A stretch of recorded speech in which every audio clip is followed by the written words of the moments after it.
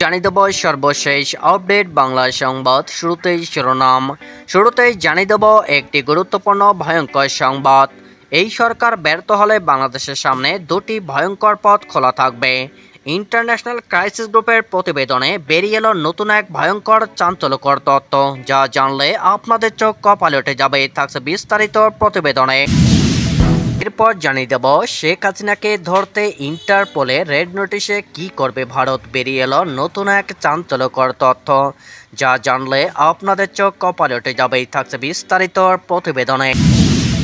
জানিয়ে দেব আমি বাংলাদেশের প্রধানমন্ত্রী ট্রাম্পকে ফোন হাসিনার শুনেই জরুরি বৈঠক ইউনূসের। বেরিয়ে এলো নতুন এক ভয়ঙ্কর চাঞ্চল্যকর তথ্য। থাকছে বিস্তারিত প্রতিবেদনে। জানিয়ে দেব প্রথমবারের মতো অন্তর্বর্তী সরকারকে ভয়ঙ্কর বার্তা দিল মার্কিন পররাষ্ট্র দপ্তর। থাকছে বিস্তারিত প্রতিবেদনে। আরও জানিয়ে দেব ফাঁসির দড়িতে হাসনাত না, সবার আগে ঝুলবে বিএনপি জামায়াত, জানালেন নূর। থাকছে বিস্তারিত প্রতিবেদনে। আরও জানিয়ে দেব ভারত থেকে হাসিনার বক্তব্য বিবৃতি ভালোভাবে দেখছে না সরকার। থাকছে বিস্তারিত প্রতিবেদনে। সবশেষে জানিয়ে দেব 90% নাগরিক মুসলিম, ধর্মনিরপেক্ষতা বিদায় করে বাংলাদেশকে ইসলামী রাষ্ট্র করার উদ্যোগ ইউনূসের সরকারের। থাকছে বিস্তারিত প্রতিবেদনে। এতক্ষণ শিরোনাম শুনছিলেন, এবার বিস্তারিত। এই সরকার ব্যর্থ হলে বাংলাদেশের সামনে দুটি ভয়ঙ্কর পথ খোলা থাকবে। ইন্টারন্যাশনাল ক্রাইসিস গ্রুপের প্রতিবেদনে বেরিয়ে এলো নতুন এক ভয়ঙ্কর চাঞ্চল্যকর তথ্য। গণ অভ্যুত্থানের মুখে সাবেক প্রধানমন্ত্রী শেখ হাসিনার পতনের 3 মাস পর বাংলাদেশে অন্তর্বর্তী সরকারের নতুন এজেন্ডা আরও স্পষ্ট হয়ে উঠছে। সেই সঙ্গে স্পষ্ট হচ্ছে সুপ্ত বিপদগুলো। নোবেল বিজয়ী মোহাম্মদ ইউনূসের নেতৃত্বে এই প্রশাসন আরও 1 বছর এবং সম্ভবত আরও দীর্ঘ সময়ের জন্য ক্ষমতা ধরে রাখবে বলে মনে করা হচ্ছে।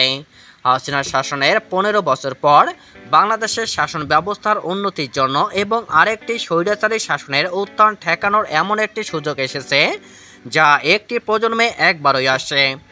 অন্তর্বর্তী সরকার ব্যর্থ হলে বাংলাদেশে আগের অবস্থায় ফিরে যেতে পারে অথবা সামরিক শাসনের দিকে যেতে পারে। বাংলাদেশে শেখ হাসিনা সরকারের পতনের পর ক্ষমতায় আসা অন্তর্বর্তী সরকার 100 দিন পূরণ করতে যাচ্ছে আগামীকাল। এ উপলক্ষে একটি দীর্ঘ প্রতিবেদন প্রকাশ করেছে বেলজিয়ামের ব্রাসেলস ভিত্তিক অলাভজনক সংস্থা ইন্টারন্যাশনাল ক্রাইসিস গ্রুপ। বাংলাদেশের নতুন যুগ সংস্কারের প্রথম 100 দিন শীর্ষক প্রতিবেদনটিতে তারা বলছে, অন্তর্বর্তী সরকারের লক্ষ্য হওয়া উচিত আরও উচ্চাকাঙ্ক্ষী সংস্কারের জন্য জনসমর্থন ধরে রাখতে দ্রুত ফলাফল দৃশ্যমান করা। এই সরকারের অনেক বেশি সময় ক্ষমতায় থাকাটা এড়ানো উচিত এবং নতুন পদক্ষেপের বিষয়ে রাজনৈতিক দলগুলোর মধ্যে ঐক্যমত্য গড়ে তুলতে হবে। দেশের বাইরের পদক্ষেপগুলোর উচিত সহায়তার হাত বাড়ানো। ভারতের উচিত বাংলাদেশের জনগণের মাঝে দেশটির ভাবমূর্তি মেরামতের কাজ করা। বাংলাদেশের অন্তর্বর্তী সরকারের সামনে অনেক বড় গুরুত্বপূর্ণ কাজ ক্রমেই কর্তৃত্ববাদী হয়ে ওঠা। শেখ হাসিনার গণ অভ্যুত্থানের পতনের 3 মাস পর 8 আগস্ট দায়িত্ব নিয়ে নোবেলজয়ী মোহাম্মদ ইউনূসের নেতৃত্বাধীন সরকার দ্রুতই রাজনৈতিক, শাসন ব্যবস্থা ও অর্থনৈতিক সংস্কারের সাহসী এজেন্ডার একটি চিত্র তুলে ধরেন। বড় ধরনের পরিবর্তনের জন্য জনগণের প্রবল আকাঙ্ক্ষার বিষয়টি তুলে ধরে অনেক বাংলাদেশি হাসিনার পতনের দ্বিতীয় স্বাধীনতা বলে এটিকে অভিহিত করেছেন। এখন পর্যন্ত ইউনূস ও তার সহকর্মীদের প্রতি ব্যাপক সমর্থন রয়েছে, কিন্তু জনপ্রত্যাশার ভালো খারাপ দুই ধরনের পরিণতি রয়েছে।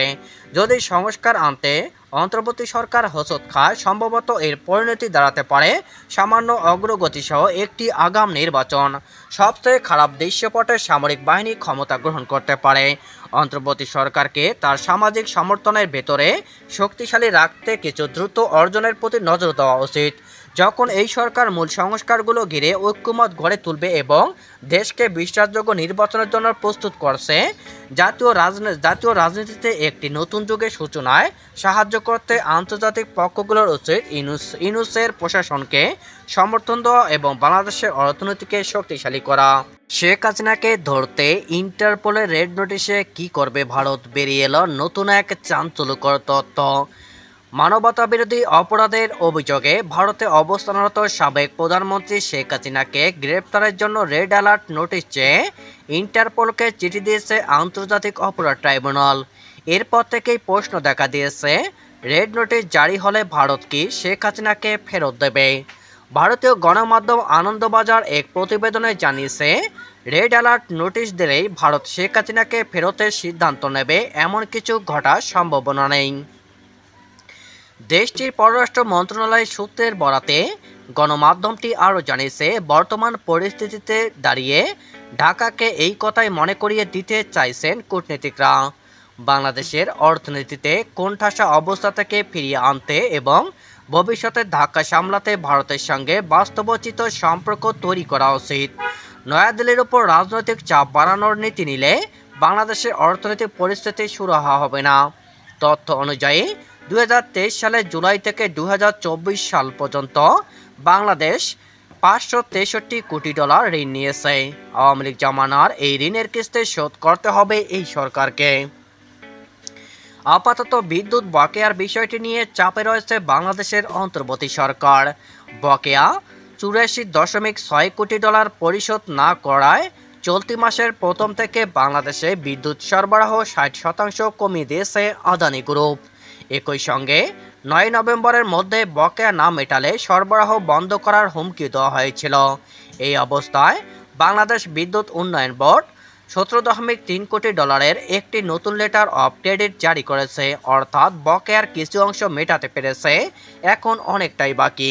ভারতীয় কূটনীতিকরা বলছেন, শেখ হাসিনা নয়, এই দেশগুলোকে ভারতের সহায়তা নিয়ে বাংলাদেশের অর্থনীতিকে সামলানো এখন খুবই জরুরি। বাংলাদেশ আর্থিকভাবে দেউলিয়া হয়ে পড়লে তা ভারতসহ গোটা দক্ষিণ এশিয়ার পক্ষেই চ্যালেঞ্জ হয়ে দাঁড়াবে।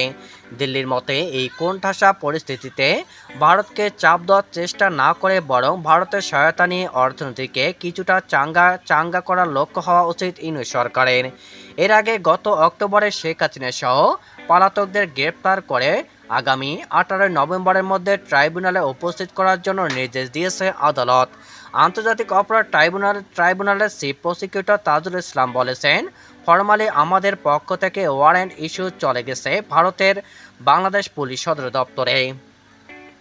গত মাসেই ভারত সরকার নিশ্চিত করে জানিয়েছে যে শেখ হাসিনা তাদের দেশেই অবস্থান করছে। যদিও ভারত ও বাংলাদেশের মধ্যে প্রত্যর্পণযুক্ত অপরাধের মামলায় অভিযুক্ত বা ফেরারি আসামি ও বন্দীদের একে অপরের কাছে হস্তান্তরের জন্য একটি চুক্তি আছে 2013 সাল থেকে। আমি বাংলাদেশের প্রধানমন্ত্রী ট্রাম্পকে ফোন হাসিনার শুনেই জরুরি বৈঠক ইউনূসের বেরিয়ে এলো নতুন এক ভয়ঙ্কর চাঞ্চল্যকর তথ্য। প্রথমে চিঠি পাঠিয়ে সদ্য নির্বাচিত মার্কিন প্রেসিডেন্ট ডোনাল্ড ট্রাম্পকে অভিনন্দন জানিয়েছিলেন। তারপর সরাসরি ফোনে কথা বলেছেন হাসিনা, আর দুই ক্ষেত্রে নিজেকে বাংলাদেশের প্রধানমন্ত্রী দাবি করেছেন। যা নিয়ে চিন্তার বাস ইউনূসের অন্তর্বর্তী সরকারের কপালে। সূত্রের খবর, বিষয়টি জানতে পেরে তড়িঘড়ি করে মধ্যরাতে ইউনূসের কার্যালয়ে জরুরি বৈঠক ডাকা হয়। নতুন করে চাঞ্চল্য ছড়িয়ে পড়ে বাংলাদেশের রাজনৈতিক মহলে। আমেরিকার পরবর্তী প্রেসিডেন্ট হিসেবে ডোনাল্ড ট্রাম্পের নীতি নিয়েও আশঙ্কা ও উদ্বেগের আবহ ধীরে ধীরে বাধা বাঁধছে। আমেরিকার প্রেসিডেন্ট নির্বাচনে ডোনাল্ড ট্রাম্পের জয় নিশ্চিত হতেই অভিনন্দন বার্তা পাঠাতে শুরু করেন বিভিন্ন দেশের রাষ্ট্রপ্রধানরা। পরে ট্রাম্পকে কেউ ফোন করেন। এই আবহে গণ অভ্যুত্থানের জেরে দেশ ছেড়ে ভারতে আশ্রয় নেওয়া শেখ হাসিনা অভিনন্দন বার্তা পাঠায় ট্রাম্পকে। চিঠিটি পাঠানো হয় তার দল আওয়ামী লীগের তরফে। হাসিনার অভিনন্দন বার্তায় তাকে প্রধানমন্ত্রী হিসেবে চিহ্নিত করে সোশ্যাল মিডিয়ায় পোস্ট করে আওয়ামী লীগ, যা দেখে চমকে যান অনেকেই। আওয়ামী লীগের দপ্তর সম্পাদক বিপ্লব বড়ুয়া স্বাক্ষরিত বিবৃতিতে বলা হয়, বাংলাদেশ আওয়ামী লীগের সভাপতি প্রধানমন্ত্রী শেখ হাসিনা আমেরিকার 47তম প্রেসিডেন্ট নির্বাচিত হয় ডোনাল্ড ট্রাম্পকে অভিনন্দন জানিয়েছেন। প্রথমবার প্রেসিডেন্ট পদে থাকার সময় ট্রাম্প ও তার স্ত্রী মেলানিয়ার সঙ্গে প্রধানমন্ত্রী হিসাবে তার বৈঠক ও কথোপকথন তিনি স্মরণ করেন। একই সঙ্গে দুদেশের দ্বিপাক্ষিক সম্পর্ক আরও জোরদার হবে বলে আশা প্রকাশ করেন বিবৃতিতে। শেখ হাসিনা আশা প্রকাশ করেছেন, ফের তিনি ডোনাল্ড ট্রাম্পের সঙ্গে কাজ করার সুযোগ পাবেন। ট্রাম্পকে অভিনন্দন জানান অন্তর্বর্তী সরকারের প্রধান উপদেষ্টা ইউনূস। ঘটনাচক্রে এরপরে জানা যায় ট্রাম্পকে ফোন করেও কথা বলেছেন শেখ হাসিনা। তারপর থেকে অন্তর্বর্তী সরকারের নানা মহলে এই আশঙ্কা দানা বেঁধেছে যে ট্রাম্প প্রশাসন হয়তো হাসিনা সরকারকে বৈধ বলে স্বীকৃতি দিতে পারে। সেক্ষেত্রে করণীয় কি তা নিয়ে রাতেই জরুরি বৈঠক ডাকা হয় প্রধান উপদেষ্টাদের কার্যালয়ে। বাংলাদেশের প্রতিটি অলি গলি আমজনতার মধ্যেও জল্পনা, ট্রাম্পের হাত ধরেই হয়তো মহাসনদে প্রত্যাবর্তন করতে যাচ্ছে হাসিনা। অন্তত সেই স্বপ্ন দেখা শুরু করেছে আওয়ামী লীগ। ছাত্র জনতার গণ অভ্যুত্থানে গত ৫ আগস্ট পদত্যাগ করেছেন সাবেক প্রধানমন্ত্রী শেখ হাসিনা। এরপর থেকে অনেকটাই জনরোষের মুখে পড়েছে তার দলের নেতাকর্মীরা। এমনকি গত ১০ নভেম্বর ঢাকায় সমাবেশের ঘোষণা দিয়েছিল তৎকালীন ক্ষমতাসীন আওয়ামী লীগ দল। ফলে সেদিন জনরোষের মুখে পড়েছে দলের একাধিক কর্মী। এবার মার্কিন পররাষ্ট্র দপ্তরের ব্রিফিংয়ে সমাবেশের বিষয়টি উঠে এসেছে। গত ১০ নভেম্বরের বিষয়টি উল্লেখ করে ব্রিফিংয়ে জানতে চাওয়া হয় যে অন্তর্বর্তী সরকারের প্রতি যুক্তরাষ্ট্রের কী বার্তা। সরকারের সমর্থকরাও এর আগে বাক স্বাধীনতা ও মহাসমাবেশের পক্ষে কথা বলেছেন। জবাবে পররাষ্ট্র দপ্তরের প্রধান উপমুখপাত্র বেদান্ত প্যাটেল বলেন, আমরা ভিন্নমত ও বিরোধী কণ্ঠস্বর সহ মত প্রকাশের স্বাধীনতা ও শান্তিপূর্ণ সমাবেশের প্রতি সমর্থন জানাই। যে কোনো গণতন্ত্রের জন্য এগুলো অত্যন্ত জরুরি। আমরা অন্তর্বর্তী সরকার সহ আমাদের সকল অংশীদারদের এটি সমর্থনের আহ্বান জানাই। সত্যিকার গণতান্ত্রিক ভবিষ্যৎ নিশ্চিত করতে সকল বাংলাদেশির জন্য এসব স্বাধীনতা সমুন্নত রাখা এবং রক্ষা করা অপরিহার্য। ব্রিফিংয়ে অ্যাসোসিয়েট প্রেসের এপি ব্যুরো চিফ সহ সাম্প্রতিক বাংলাদেশে ১৮৪ সাংবাদিক অ্যাক্রিডিটেশন কার্ড বাতিলের বিষয়টি তুলে ধরা হয়। জানতে চাওয়া হয়েছে, এমন পরিস্থিতিতে সাংবাদিকদের অধিকার রক্ষায় সংবাদপত্রের স্বাধীনতার জন্য যুক্তরাষ্ট্র কী ধরনের পদক্ষেপ নিচ্ছে। সম্প্রতি সাংবাদিকদের অধিকার রক্ষায় committee to protect journalist CPJ অন্তর্বর্তী সরকারের প্রধান উপদেষ্টা ডক্টর মোহাম্মদ ইউনূসকে চিঠি দিয়েছে। এ বিষয়ে আপনার মন্তব্য কী? জবাবে দপ্তরের উপপ্রধান মুখপাত্র বেদান্ত প্যাটেল বলেন, বিষয়টি আমি এখনও দেখিনি। যদি এমনটি হয় তবে তা দুঃখজনক। আমাদের দৃষ্টিভঙ্গি হলো বাংলাদেশ সহ যে কোনো দেশের পরিস্থিতি তুলে ধরার জন্য সংবাদপত্রের স্বাধীনতা অত্যাবশ্যক। প্রেসিডেন্ট ও পররাষ্ট্র মন্ত্রীর কাছে সংবাদপত্রের স্বাধীনতা গুরুত্বপূর্ণ। আমরা সাংবাদিকদের অধিকার এবং স্বাধীনতা যথাযথভাবে সম্মান করার বিষয়টি উৎসাহিত করব এবং এটি নিশ্চিত করতে চাই। এর আগে বাংলাদেশের সংবাদ মাধ্যমের স্বাধীনতা রক্ষায় উপদেষ্টা মোহাম্মদ ইউনূসকে পদক্ষেপ নেওয়ার আহ্বান জানিয়ে কমিটি টু প্রজেক্ট জার্নালিস্ট সিজিপে সোমবার ১১ নভেম্বর ইমেল পাঠানো এক চিঠিতে এই আহ্বান জানান বিশ্বজুড়ে সংবাদ মাধ্যমের স্বাধীনতা নিয়ে কাজ করা সিপিজের সিও জোডি গ্রিনিসবার্গ। সিপিজের নিজস্ব ওয়েবসাইটে প্রকাশিত চিঠিতে বলা হয়, গত ৪ নভেম্বর বাংলাদেশে অন্তর্বর্তী সরকারের তথ্য মন্ত্রণালয় আগামী এক সপ্তাহের মধ্যে ২০০৩ সালে পাস হওয়া সাইবার নিরাপত্তা আইন বাতিলের যে ঘোষণা দিয়েছে তাকে স্বাগত জানানো হয়। এছাড়া প্রধান উপদেষ্টা হিসেবে ডক্টর ইউনূসের বিভিন্ন কাজের প্রশংসা করে সিপিজে সিও বাংলাদেশ সংবিধান এবং নাগরিক ও রাজনৈতিক অধিকার বিষয়ক আন্তর্জাতিক সনদে যেসব মৌলিক অধিকার রয়েছে সেগুলো রক্ষায় পদক্ষেপ নেওয়ার আহ্বান জানিয়েছেন। মত প্রকাশের স্বাধীনতা এবং সংবাদ মাধ্যমের স্বাধীনতা রক্ষায় বাধ্যবাধকতাকে ক্ষুণ্ণ করে এমন সব আইন অবিলম্বে স্থগিত করারও আহ্বান জানানো হয়। ফাঁসির দড়িতে হাসনাত না, সবার আগে জ্বলবে বিএনপি জামায়াত, জানালেন ভিপি নূর। সরকার ব্যর্থ হলে ছাত্রদের আগে রাজনৈতিক দলগুলোর নেতাদের ফাঁসির দড়িতে ঝুলতে হবে বলে মনে করেন গণ অধিকার পরিষদের সভাপতি নুরুল হক নূর। বৈষম্য বিরোধী ছাত্র আন্দোলনের অন্যতম সমন্বয়ক হাসনাত আবদুল্লাহর বক্তব্যের বিষয়ে প্রশ্নের জবাবে মঙ্গলবার ১২ নভেম্বর সময় টেলিভিশনকে সম্পাদকীয় অনুষ্ঠানে তিনি এ মত দেন। নূর বলেন, এই সরকার যদি ব্যর্থ হয় তাহলে ফাঁসির দড়িতে হাসনাত না, সবার আগে যাবে বিএনপি জামায়াতের লোকেরা, তারপর ৩ নম্বর রাউন্ডে যাবে ভিপি নূরের বা গণ অধিকার পরিষদের নেতাকর্মীরা, তারপরে ছাত্ররা। এর কারণ হিসাবে নূর বলেন, এখনও পর্যন্ত তাদের কোনো পলিটিক্যাল বেস নাই, স্ট্রাকচার নাই। ছাত্ররা যতই ফ্রন্টে থাকুক, জাতীয় ও আন্তর্জাতিক পর্যায় থেকে সবাই জানে আন্দোলনের পেছনে বিএনপি জামায়াত রাজনৈতিক দলগুলোর গত ৫-৬ বছরের যে বিপ্লবী বিদ্রোহী গ্রুপ তৈরি হয়েছে। ২০১৮ সালে কোটা সংস্কার আন্দোলন, নিরাপদ সড়ক আন্দোলন, স্কুলের ছেলেমেয়েরা এখন বিশ্ববিদ্যালয়ে গেছে, হেলমেট হাতুড়ি বাহিনীর তাণ্ডব দেখেছে, এগুলোই তাদের মনে বিদ্রোহের আগুন জ্বালিয়ে দিয়েছে এবং শেষ পর্যন্ত রাজপথে তারা এর বহিঃপ্রকাশ ঘটিয়েছে। 3 মাসেরও বেশি সময় ধরে ভারতে অবস্থান করা সাবেক প্রধানমন্ত্রী শেখ হাসিনার বিভিন্ন সময় দেওয়া বিবৃতি ও বক্তব্যকে অন্তর্বর্তী সরকার ভালোভাবে দেখছে না বলে মন্তব্য করেছেন পররাষ্ট্র মন্ত্রণালয়ের মুখপাত্র তৌফিক হাসান।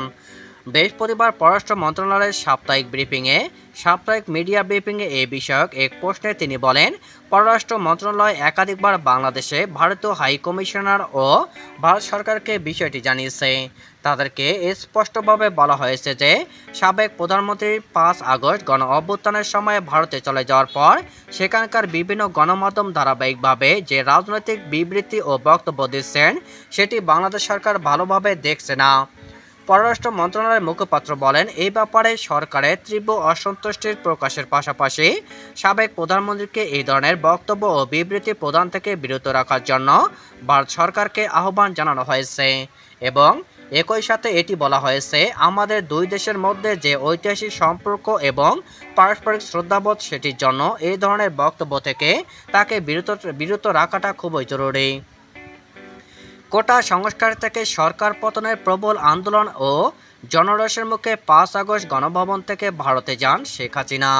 খবরে বলা হয়, গণভবন থেকে হেলিকপ্টারে বিমানবন্দরে, সেখান থেকে বিমান বাহিনীর একটি সামরিক পরিবহন উড়োজাহাজে আগরতলা হয়ে দিল্লির কাছে গাজিয়াবাদের হিন্ডন বিমান ঘাঁটিতে নামেন শেখ হাসিনা। তার সঙ্গে ছিলেন তার ছোট বোন শেখ রেহানা। প্রায় 15.5 বছরের শাসন ক্ষমতার পর 3 মাসের বেশি সময় ধরে ভারতে অবস্থান করেছেন আওয়ামী লীগ সভাপতি শেখ হাসিনা। এর মধ্যে তিনি সংবাদ মাধ্যমে কেন বক্তব্য না দিলেও আওয়ামী লীগের অফিসিয়াল ফেসবুক পেজে তার নামে কয়েকটি বিবৃতি প্রকাশ করা হয়েছে। ভারত থেকে বাংলাদেশ ও বিদেশ অবস্থান করা নেতাদের সঙ্গে হাসিনার কয়েকটি ফোনালাপ ফাঁসের খবরও প্রকাশ হয়েছে, তবে সেগুলো আওয়ামী লীগ সভাপতিরই কিনা তা নিশ্চিত হওয়া যায়নি। দেশের 90% নাগরিক মুসলিম, অতএব বাংলাদেশের সংবিধান ধর্মনিরপেক্ষ শব্দটির কোনো প্রয়োজন নেই। বৃহস্পতিবার মোহাম্মদ ইউনূসের নেতৃত্বাধীন অন্তর্বর্তী সরকারের অ্যাটর্নি জেনারেল মোহাম্মদ আসাদুজ্জামান সংবিধান সংক্রান্ত মামলায় বাংলাদেশ হাইকোর্টে এ কথা বলেন। এদিন বিচারপতি ফারা মাহমুদ এবং বিচারপতি দেবাশিস চৌধুরীর বেঞ্চে পঞ্চদশ সংবিধান সংশোধনী বাতিলের পক্ষে সওয়াল করেন ইউনূস সরকারের অ্যাটর্নি জেনারেল।